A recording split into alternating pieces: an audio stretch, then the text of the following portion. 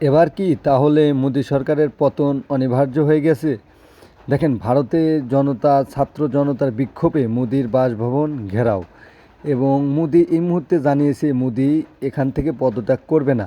কিন্তু ছাত্র জনতা মোদিকে ছাড় দেবে না। ছাত্র জনতা এক পর্যায়ে অনশনের দিকে এগিয়ে যাচ্ছে, এবং বিরোধী দল নেতাকে গ্রেপ্তার করাতে ছাত্রদল আরও বিক্ষোভ মিছিল করেছে। এদিকে ভারতের চিফ হুইপ জানিয়েছেন যে মোদি যখন ক্ষমতা ছেড়ে দেবে তখন আমরা নিজে থেকেই ক্ষমতা ছাড়ব। তো এই পর্যায়ে ছাত্ররা এই বিরোধিতা দলের নেতাদের কথা মেনে ছাত্ররা মোদির বিরুদ্ধে ভয়ানক বিক্ষোভ মিছিলের আয়োজন করেছে।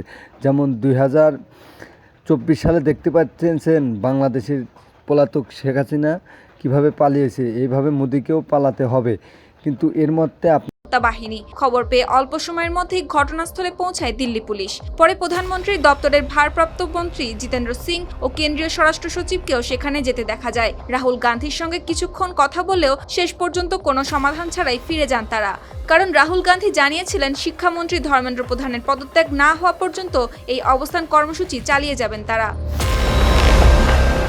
সুপ্তি রায়, RTV।